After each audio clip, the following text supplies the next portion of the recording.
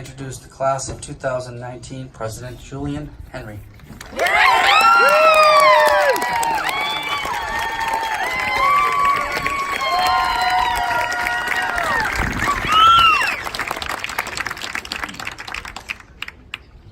Good morning.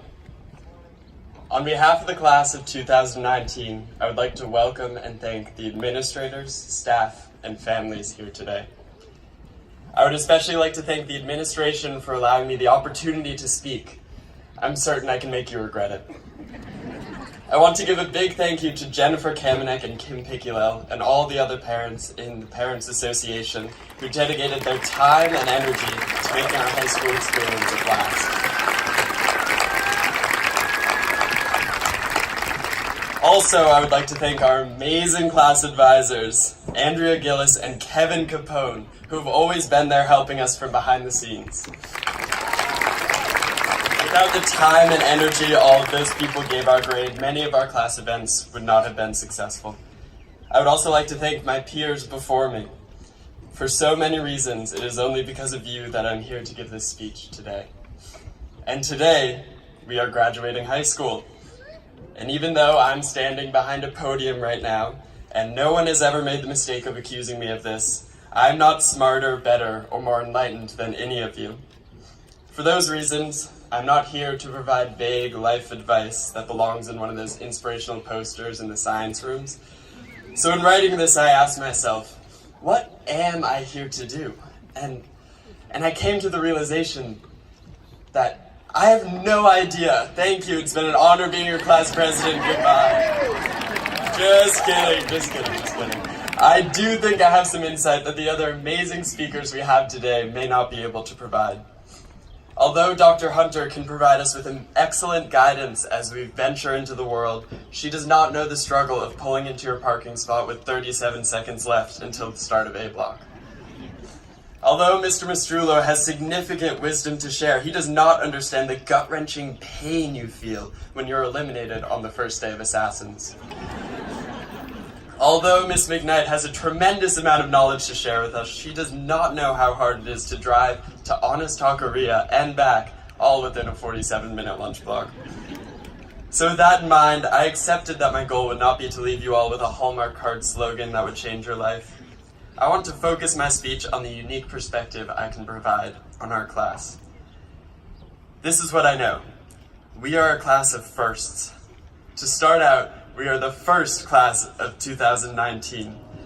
And given the way we handled it, we will probably be the last. In addition, many of us are the first elementary schoolers to test out ball chairs. For those of you who don't know, these are essentially exercise balls that you sit on during class. We were told these chairs would help us with our posture and improve our concentration. So what did we do when we were given these ball chairs? Well, what would you expect when you give a bunch of elementary schoolers enormous rideable bouncy balls during class? Regardless, this is an example of our class being the ones to face a change.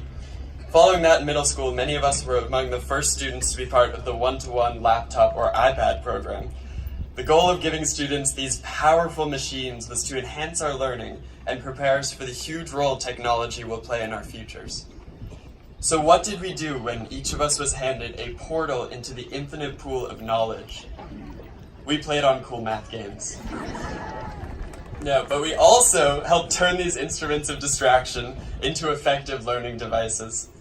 Many of us may not remember this, but in the early days of the one-to-one program, we actually had to convince teachers to post assignments on the Google Calendar and encourage them to put it on the day it was due, not the day it was assigned. Otherwise, how could we ensure we didn't do our work until the last possible minute? Although this small detail may seem mundane, this is the type of thing that our class had to figure out for the grades that followed. Then, we were the first grade to be taught in the new high school for our entire 4 years. After $92 million and countless hours of hard work and planning by administrators, teachers, an amazing school was open, which was designed to give us the optimal learning environment to reach our highest academic potential.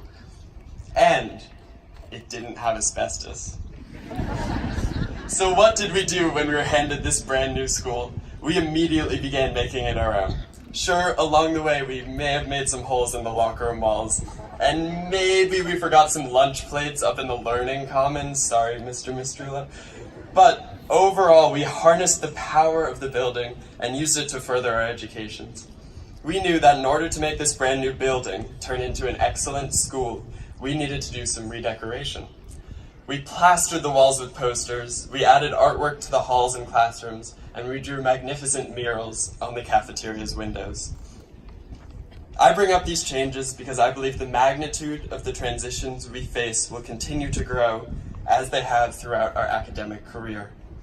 We dealt with ball chairs, and then laptops, and then a new building, and we have also seen larger transitions happening around the world. We are the generation that will be handed an amazing, albeit confused world. For so long, our world has been hurtling towards economic inequality, climate change, and political polarization, and now it is in need of redirection. Because of the amazing changes and opportunities and privileges given to us throughout our own academic careers, we at CCHS are uniquely situated not only to deal with the changing world, but also to steer those changes in a positive direction, just as we were able to do with the one-to-one laptops and our brand new school. Soon the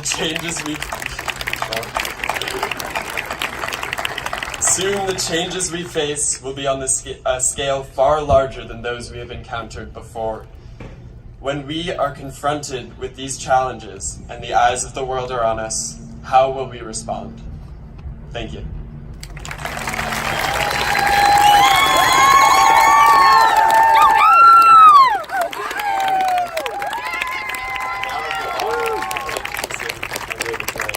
Emily McKnight has been a math teacher at CCHS since the fall of 2015.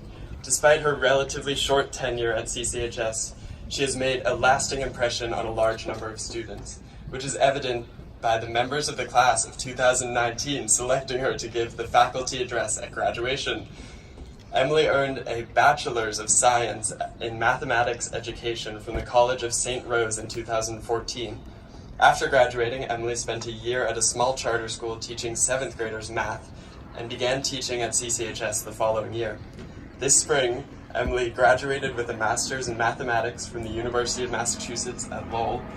Emily is an integral member of the school community who possesses a limitless passion for teaching students. She has loved every second of teaching at CCHS, and she is grateful for the support of the community and to be surrounded by a beautiful group of students and colleagues. Welcome.